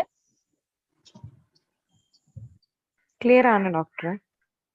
അപ്പോ അതിന് പറഞ്ഞു അതിൽ ഏറ്റവും ഇമ്പോർട്ടന്റ് ആയിട്ട് നെക്രോസിസിന്റെ ടൈപ്സ് നമ്മൾ പറഞ്ഞു. കൊയാഗുലേറ്റീവ് പറഞ്ഞു. കൊയാഗുലേറ്റീവ് അതിന്റെ മോസ്റ്റ് കോമൺ ആണെന്നും ബ്രെയിനിൽ കാണത്തില്ല എന്ന് പറഞ്ഞു. ലിക്വിഫാക്റ്റീവ് നെക്രോസിസ് എവിടെയൊക്കെ കാണുന്നു എന്ന് പറഞ്ഞു. പിന്നെന്താ ഗേഷ്യസ് നെക്രോസിസിനെ കുറിച്ച് പറഞ്ഞു, ഫാറ്റ് നെക്രോസിസിനെ കുറിച്ച് പറഞ്ഞു, ഫൈബ്രിനോൾ നെക്രോസിസ് പറഞ്ഞു, പീസ്മീൽ നെക്രോസിസ് ഇമ്പോർട്ടന്റ് മറക്കരുത്, active hepatitis, chronic active hepatitis, then papillary നെക്രോസിസിനെ പറഞ്ഞു. പിന്നെ നമ്മൾ സെൻട്രൽ ലോബുലാർ ഹെമറേജിക് നെക്രോസിസിനെ കുറിച്ച് പറഞ്ഞു. അത് ക്രോണിക് വീനസ് കൺജഷൻ ലങ്സിൽ കാണുന്നതെന്ന് പറഞ്ഞു. പിന്നെ അത് കഴിഞ്ഞ് നേരെ നമ്മൾ ആർട്ടീരിയോസ്ക്ലെറോസിസ്. ശരിക്കും പറഞ്ഞാൽ ആർട്ടീരിയോസ്ക്ലെറോസിസ് ഒക്കെ നമ്മൾ ശരിക്കും പ്രാക്ടീസ് ഓഫ് മെഡിസിനിൽ ഡീറ്റെയിൽ ആയിട്ട് പഠിക്കുന്നതുകൊണ്ട് തന്നെ പെത്തോളജിക്കലി നമുക്ക് ക്വസ്റ്റ്യൻ വരുന്ന സാധനങ്ങൾ മാത്രം ഒറ്റ സ്ലൈഡിൽ ഞാൻ ഇൻക്ലൂഡ് ചെയ്തിട്ടുള്ളൂ. 2 ടൈപ്പ് ഉണ്ട്. നമ്മൾ നേരത്തെ പറഞ്ഞു ഹൈലിൻ ആർട്ടീരിയോസ്ക്ലെറോസിസും ഒന്ന് ഹൈപ്പർ പ്ലാസ്റ്റിക് ആർട്ടീരിയോസ്ക്ലെറോസിസും. സോ ആർട്ടീരിയോസ്ക്ലെറോസിസ് നമ്മൾ പൊതുവെ പറയുന്നത് 2 ടൈപ്പാണ്. ഒന്ന് ഹൈലിനും ഒന്ന് ഹൈപ്പർ പ്ലാസ്റ്റിക്കും. ഈ ഹൈലിൻ ആർട്ടീരിയോസ്ക്ലെറോസിസ് എന്ന് പറയുന്നത് വയസ്സാകും തോറും നമ്മുടെ ബ്ലഡ് വെസൽസിൽ സംഭവിക്കുന്ന ഒരു പ്രോസസ്സാണ് ഹൈലിൻ ആർട്ടീരിയോസ്ക്ലെറോസിസ്.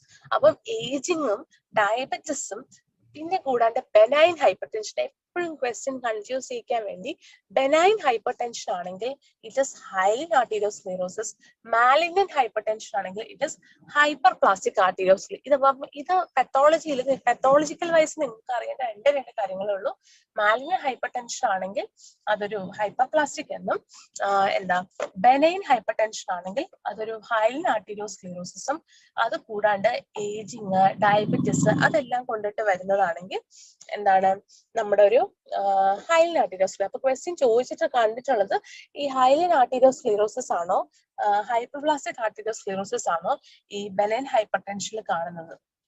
അങ്ങനെ ചോദിച്ചു കണ്ടിട്ടുണ്ട്. അപ്പം അതിന്റെ ആൻസർ ഇസ് ഹൈലിൻ ആർട്ടീരിയോസ്ക്ലെറോസിസ്. അപ്പം ബാക്കിയുള്ള സാധനങ്ങളൊക്കെ നമ്മൾ എന്താ മെഡിസിനിലും സാധനങ്ങളിലും ഒക്കെ പഠിക്കും. പക്ഷെ സ്ക്ലീറോസിസ് ഏത് ടൈപ്പ് ആണെന്നുള്ള സാധനം നമ്മൾ ഇതിൽ തന്നെ നോക്കി പോണം. അപ്പൊ അതുകൊണ്ടാണ് ഇവിടെ പറഞ്ഞോണം. So ageing, diabetes, benign hypertension എന്ന് പറയുകയാണെങ്കിൽ ഹൈലിൻ ആർട്ടീരിയോസ്ക്ലെറോസിസും, ഹൈപ്പർ പ്ലാസ്റ്റിക് ആണെങ്കിൽ എന്താണ് മാലിഗ്നന്റ് ഹൈപ്പർ ടെൻഷനിലുമാണ് കാണുന്നത്. ദെൻ അപ്പൊ നെക്രോസിസ് കഴിഞ്ഞു, എന്താ അപ്പോപ്റ്റോസിസ് കഴിഞ്ഞു. Then coming in to infarction. ഇൻഫാക്ഷന്റെ വേറെ പേരെന്താണ്? Ischemic necrosis. ഇസ്കീമിക് നെക്രോസിസ് ആണ് ഇൻഫാക്ഷന്റെ വേറെ പേര്. എന്താണ്? ബ്ലഡ് സപ്ലൈ ഇല്ലാതെ ടിഷ്യൂസ് ചത്തുപോകുന്നതിന് പറയുന്ന പേരാണ് ഇൻഫാക്ഷൻ അല്ലെങ്കിൽ ഇസ്കീമിക് നെക്രോസിസ്. ഞാൻ ഈ ശരിക്കും പറഞ്ഞ നെക്രോസിസ് അത് ഭയങ്കരമായ ഡീറ്റെയിൽ പോകുന്നത് കാരണം അതൊക്കെ നമ്മൾ തിയറി എക്സാംസിന് എഴുതുന്ന പോലെ കുറെ കാര്യങ്ങൾ പഠിക്കേണ്ട കാര്യമില്ല. നമ്മുടെ എൻട്രൻസിനല്ലേ അല്ലെങ്കിൽ നമ്മളൊരു MCQ പോയിന്റ്സിന് പഠിക്കുമ്പോൾ നമുക്ക് അതിന്റെ ഇമ്പോർട്ടന്റ് ആയിട്ടുള്ള മോസ്റ്റ് ക്യാരക്ടറിസ്റ്റിക് ഫീച്ചേഴ്സ് മാത്രം അറിഞ്ഞാൽ മതി. അപ്പം അതുപോലെ തന്നെയാണ് ഞാൻ എല്ലാ പോയിന്റ്സും ഇൻക്ലൂഡ് ചെയ്തിരിക്കുന്നത്. ഇൻഫാക്ഷനിൽ നമ്മൾ അറിഞ്ഞിരിക്കേണ്ട കാര്യം, ഇവിടെ tissue necrosis from circulation insufficiency. Circulation ആവശ്യം ഇല്ലാതെ ആ ടിഷ്യൂസ് എന്ത് സംഭവിക്കുന്നു?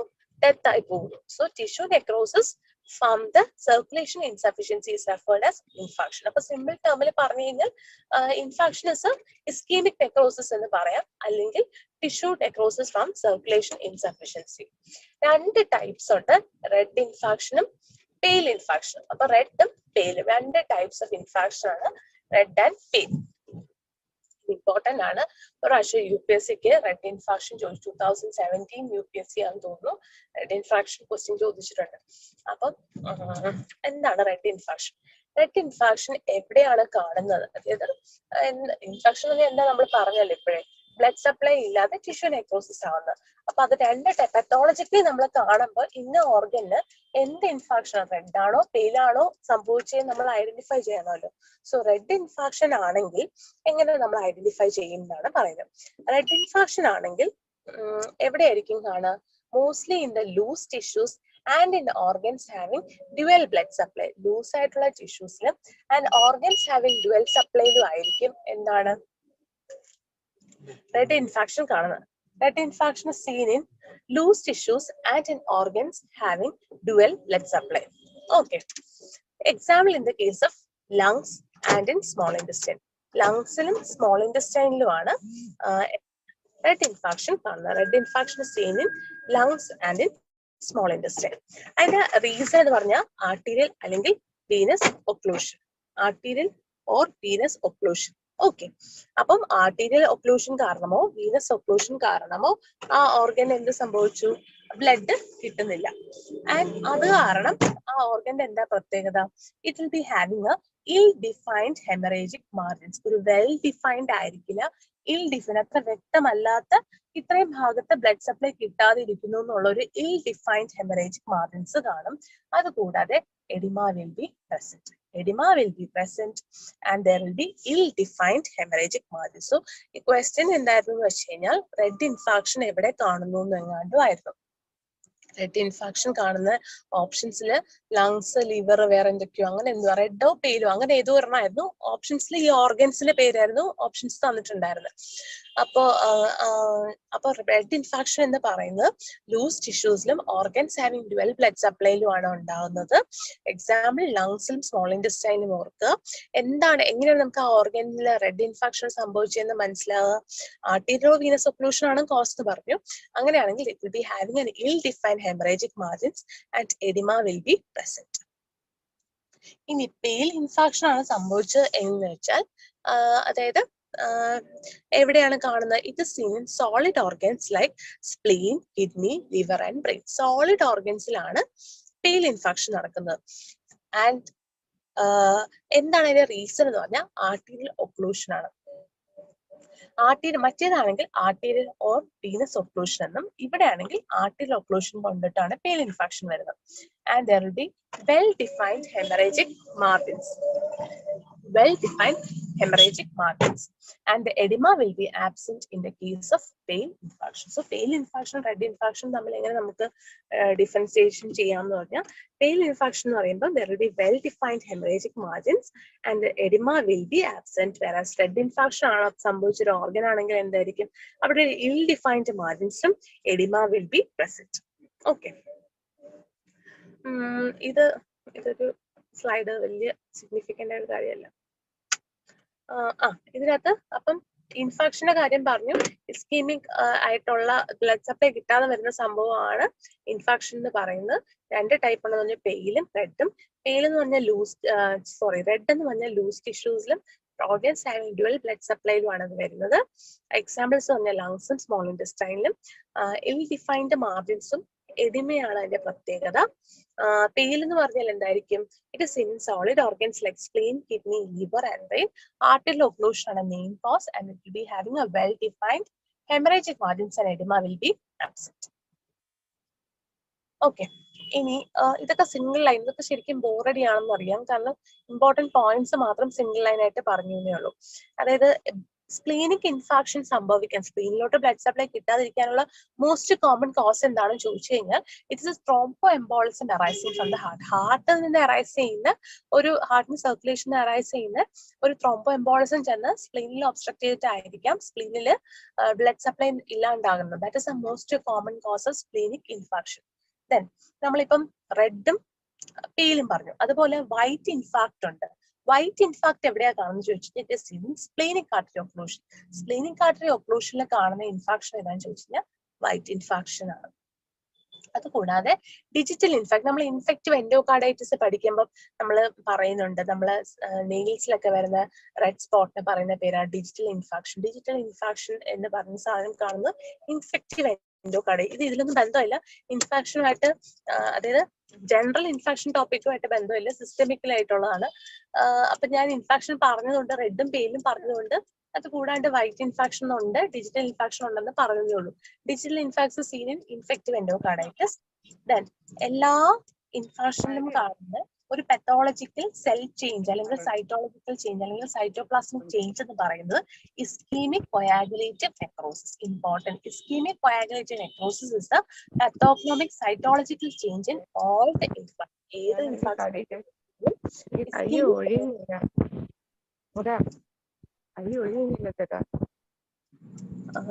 ischemic coagulative necrosis ആണ്. ഓക്കെ, അപ്പൊ splenic infection most common cause ആണ് thromboembolism which is arising from the heart. White infection എവിടെയാ കാണുന്നത്, സ്പ്ലീനിക് ആർട്ടറി ഒക്ലൂഷനിൽ. ഡിജിറ്റൽ ഇൻഫെക്ഷൻ എവിടെയാ കാണുന്നത്, ഇൻഫെക്റ്റീവ് എൻഡോകാർഡൈറ്റിസിൽ. പിന്നെ pathognomic cytological change in all infect എന്ന് പറയുന്നത് എന്താണ്, ischemic coagulative necrosis. Then ഇതിൽ നമ്മൾ പറയുന്ന സ്പ്ലീനിക് ഇൻഫാക്ട് എന്ന് പറയുന്ന ഏതൊക്കെ കണ്ടീഷനിലാണ് സ്പ്ലീനിക് ഇൻഫാക്ഷൻ ഉണ്ടാകാൻ സാധ്യത ഉള്ളത്, അല്ലെങ്കിൽ സ്പ്ലീനിക് ഇൻഫാക്ട് കാണുന്ന കണ്ടീഷൻ ഏതൊക്കെയാണ്. അതിനൊരു ഷോർട്ട് ഫോം ആയിട്ട് MSc റിവിഷൻ എന്ന് നമ്മൾ പറയാം. അതായത് myeloproliferative disease, subacute bacterial endocarditis, chronic myeloid leukaemia. അതിൽ നമ്മൾ പറയുന്നുണ്ട് CML ഏറ്റവും ഇമ്പോർട്ടന്റ് ആണ് splenic infarct. Then rheumatoid arthritis. So ഇതൊക്കെ കണ്ടീഷനിലാണ് നമ്മൾ എന്താണ് സ്പ്ലീനിക് ഇൻഫാക്ഷൻ കാണുന്നത്. Okay, myeloproliferative diseases, subacute bacterial endocarditis, CML and ARA. ഇതൊക്കെ നമ്മൾ ഇങ്ങനത്തെ, ഇത് എനിക്ക് നെറ്റിൽ നിന്ന് കിട്ടിയൊരു ഷോർട്ട് ഫോം ആണ്. കുറെ ഷോർട്ട് ഫോംസ് നമുക്ക് കാണും. അപ്പൊ നിങ്ങൾക്ക് ഏതാണ് സ്യൂട്ടബിൾ, ഏതാണ് നിങ്ങൾക്ക് ഓർക്കാൻ പറ്റുന്നത്, അത് വെച്ചിട്ട് ആലോചിക്കുക സ്പ്ലീനിക് ഇൻഫാക്ട് കാണുന്ന കണ്ടീഷൻ ഏതൊക്കെയാണ്. ഓക്കെ, നമ്മൾ ഇതുപോലെ നമ്മൾ പറഞ്ഞു റസൽ ബോഡീസ് കാണുന്ന രണ്ട് കണ്ടീഷൻ പറഞ്ഞായിരുന്നല്ലോ, ഓർമ്മയുണ്ടോ? ആർക്കെങ്കിലും ഓർമ്മയുണ്ടോ റസൽ ബോഡീസ് കാണുന്ന രണ്ട് condition? Multiple myeloma, rhinoscleroma. ഓ, ഇതുപോലെ chronic venous congestion of the lungs. ഇത് ലങ്സിന്റെ കാര്യം പറയുന്നത്. എപ്പോഴായിരിക്കും ലങ്സിൽ ഒരു വീനസ് കൺജഷൻ ഉണ്ടാവുന്നത്? Chronic venous congestion left heart failure വരുമ്പോഴാണല്ലോ ലങ്സിൽ ഒരു ക്രോണിക് വീനസ് കൺജഷൻ വരുന്നത്. ഇവിടെ അപ്പോഴാണ് നമുക്ക് കാണാൻ പറ്റുന്ന ഒരു സെൽസ് എന്ന് പറയുന്നത് ഹാർട്ട് ഫെയിലിയർ സെൽസ്. നേരത്തെ നമ്മൾ പറഞ്ഞു ടിഷ്യൂ മാക്രോഫേജസിന്റെ അവിടെ പറഞ്ഞു എന്താ heart failure cells is seen in lungs. Important, heart failure cells important ആണെന്ന് പറഞ്ഞു. എങ്ങനെയാണ് ഈ ഹാർട്ട് ഫെയിലിയർ സെൽസ് എങ്ങനെയാണ് ഉണ്ടാവുക എന്ന് പറഞ്ഞു കഴിഞ്ഞാൽ എർത്രോസൈറ്റ്സ് ബ്രേക്ക് ഡൗൺ ചെയ്തിട്ട് ഹീമോസിട്രിൻ റിലീസ് ചെയ്യും. ആ ഹീമോസിഡ്രിൻ ലങ്സിലുള്ള ആൽവിയോളർ മാക്രോഫേജസ് എടുത്തു കഴിയുമ്പോൾ ആ ആൽവിയോളർ മാക്രോഫേജസിനെ പറയുന്ന പേരാണ് ഹാർട്ട് ഫെയിലിയർ സെൽസ്. ഓക്കെ, അതായത് എന്താണ് ഈ ബ്ലഡിൽ നിന്ന് ബ്ലഡ് ബ്രേക്ക് ഡൗൺ ചെയ്തിട്ട് ഹീമോസിഡ്രിൻ റിലീസ് ചെയ്യും. ഈ haemosiderin will be taken up by the macrophages which is present in the lungs, അതായത് ആൽവിയോളർ മാക്രോഫേജസ് എടുക്കും. അങ്ങനെ വരുന്ന ആൽവിയോളർ മാക്രോഫേജസിനെ പറയുന്ന പേരാണ് ഹാർട്ട് ഫെയിലിയർ സെൽസ്. ഓക്കെ, അതിനകത്ത് പറയുന്നുണ്ട്, ഇപ്പോഴത്തെ പിക്ചറിൽ കാണിക്കുന്നുണ്ട് ആൽവിയോളെ കണ്ടെയ്നിങ് ഹീമോസിഡ്രിൻ ലേഡൻ മാക്രോഫേജസ്, അതിനെയാണ് ഹാർട്ട് ഫെയിലിയർ സെൽസ് എന്ന് പറയുന്നത്. അതായത് ഹീമോസിഡ്രിൻ അകത്തുള്ള ടിഷ്യൂ മാക്രോഫേജസിനെയാണ് അല്ലെങ്കിൽ ആൽവിയോളർ മാക്രോഫേജസിനെയാണ് നമ്മൾ എന്ത് പറയുന്നത്, heart failure cells. It occurs in left heart failure. ഏത് കണ്ടീഷനിലാണെന്ന് അറിഞ്ഞിരിക്കാം, ലെഫ്റ്റ് ഹാർട്ട് ഫെയിലിയറിലാണ്. അത് എവിടെയാണ് കാണുന്നത്, ലങ്സിലാണ് കാണുന്നത്. ഓക്കെ, അടുത്തത് CVC ലിവർ. ലിവറിൽ വലിയ ഇമ്പോർട്ടൻസ് ഒന്നും ഇല്ല. നേരത്തെ ലങ്സ് എന്ന് പറഞ്ഞല്ലോ, ലിവറിലാണ് സെൻട്രൽ ലോബുലാർ ഹെമറേജിക് നെക്രോസിസ് കാണുന്നത്. സെൻട്രൽ ലോബുലാർ ഹെമറേജിക് നെക്രോസിസ് ചെയ്യുന്ന CVC ലിവർ. അതുപോലെ ലിവർ ഒരു നട്ട്മെഗ് അപ്പിയറൻസിലായിരിക്കും കാണുക. നട്ട്മെഗ് എന്ന് പറയുന്നത് കണ്ടിട്ടുള്ളവർക്കുള്ള അതുപോലത്തെ ഒരു അപ്പിയറൻസിലായിരിക്കും ലിവർ കാണുന്നത്. ദാറ്റ് ഇസ് ലിവർ കണ്ടീഷനാണ് റൈറ്റ് ഹാർട്ട് ഫെയിലിയർ, ലങ്സ് കണ്ടീഷനാണ് ലെഫ്റ്റ് ഹാർട്ട് ഫെയിലിയർ. ഓക്കെ, അത് അങ്ങനെ ആലോചിക്കാം. ഓക്കെ, നട്ട്മെഗ് അപ്പിയറൻസ് കാണുന്നത് chronic venous congestion of the liver. Then spleen, അത് ഏറ്റവും ഇമ്പോർട്ടന്റ് ആണ്. ഈ ഗാമ ആന്റിബോഡീസ് പാത്തോളജിയിൽ എപ്പോഴും ഇമ്പോർട്ടന്റ്, കാരണം ഒരു സെല്ലിന് എന്താണ് പാത്തോളജിക്കൽ ചേഞ്ചസ് സംഭവിക്കുന്നത് ചില സാധനങ്ങൾ ഐഡന്റിഫൈ ചെയ്തിട്ടാണല്ലോ. അതുകൊണ്ട് തന്നെ ചില സാധനങ്ങളുടെ പേര് ഭയങ്കര ഇമ്പോർട്ടന്റ് ആണ്. ഈ മാലോറി ബോഡി, റസൽ ബോഡി, അല്ലെങ്കിൽ എന്താ പറയാ, ഇങ്ങനത്തെ കുറച്ച് കാര്യങ്ങള്, ഈ സെങ്കേഴ്സ് ഡീജനറേഷൻ, അങ്ങനത്തെ കുറച്ച് സാമോമ ബോഡീസ് ഒക്കെ പറയുന്നത്, കാരണം അതിന്റെയൊക്കെ ഐഡന്റിഫൈ ചെയ്യുമ്പോഴാണല്ലോ ഡിസീസ് ഡയഗ്നോസ് ചെയ്യുന്നത്. സോ അതുകൊണ്ട് പത്തോളജിയിൽ ഇങ്ങനത്തെ ബോഡീസിന് ഭയങ്കര ഇമ്പോർട്ടന്റ് ആണ്. അപ്പൊ CVC സ്പ്ലീനിൽ കാണുന്ന ഒരു ബോഡിയുടെ പേരാണ് gamma antibodies. Okay, gamma antibodies എങ്ങനെയാണ് ഉണ്ടാവുന്നത്? It is formed by the deposition of the iron and the calcium salts in the connective tissue അല്ലെങ്കിൽ elastin of the spleen. Elastin of the സ്പ്ലീനിലോ കണക്റ്റീവ് ടിഷ്യൂവിലോ അയണും കാൽഷ്യം കൂടി combine ചെയ്തുണ്ടാകുന്ന ഒരു deposition കൊണ്ടുണ്ടാകുന്ന ഒരു സാധനമാണ് gamma antibodies. Gamma antibodies are formed by the deposition of the iron and the calcium salts in the connective tissue അല്ലെങ്കിൽ elastin of the spleen. This is the most characteristic feature. ഇത് ഉണ്ടെങ്കിൽ എന്താണ് അതിനർത്ഥം? ആ സ്പ്ലീന് chronic venous കൺജഷനിലാണ് ഇരിക്കുന്നത്. That is the most characteristic feature of എന്താ CVC spleen. So CVC സ്പ്ലീന്റെ മോസ്റ്റ് ക്യാരക്ടറിസ്റ്റിക് ഫീച്ചർ എന്താണെന്ന് ചോദിച്ചു കഴിഞ്ഞാൽ ഗാമ ആന്റിബോഡീസ്. ഈ ഗാമ ആന്റിബോഡീസ് എങ്ങനെ ഐഡന്റിഫൈ ചെയ്യും? It is form by the deposition of the iron and the calcium salts in the connective tissue അല്ലെങ്കിൽ elastin of the spleen. ഇനി ഏതൊക്കെ കണ്ടീഷനിലാണ് ഗാമ ആന്റിബോഡീസ് കാണുന്നത്? അല്ലെങ്കിൽ എന്താണ് സ്പ്ലീൻ കൺജസ്റ്റഡ് ആവുന്നു എന്ന് നമുക്ക് വേറെ രീതിയിൽ പറയാം. ഇത് seen in sickle cell anaemia, pyophlebitis, carcinoma stomach അല്ലെങ്കിൽ pancreas, portal vein thrombosis, extrahepatic portal vein obstruction. EHPVO എന്നായിരിക്കും ചില ഓപ്ഷൻസിൽ തരുന്നത്. ഓക്കെ, അതാണെന്ന് പറഞ്ഞാൽ extrahepatic portal vein obstruction. So most characteristic feature of CVC spleen എന്താണെന്ന് question ചോദിച്ചു കഴിഞ്ഞാൽ ഇസ് ഗാമ ആന്റിബോഡീസ്. ഇനി ഗാമ ആന്റിബോഡീസ് എങ്ങനെ ഉണ്ടാവും എന്ന് ചോദിച്ചു കഴിഞ്ഞാൽ it is form by the deposition of iron and calcium salts in the connective tissue അല്ലെങ്കിൽ elastin of the spleen. Then ഏതൊക്കെ കണ്ടീഷൻസിലാണ് CVC സ്പ്ലീനിൽ കാണുന്നതെന്ന് ചോദിച്ചു കഴിഞ്ഞാൽ സീൻ എന്താണ് അല്ല ഗാമ ആന്റിബോഡീസ് ഏതൊക്കെ കണ്ടീഷനിലാണ് കാണുന്നതെന്ന് ചോദിച്ചു കഴിഞ്ഞാൽ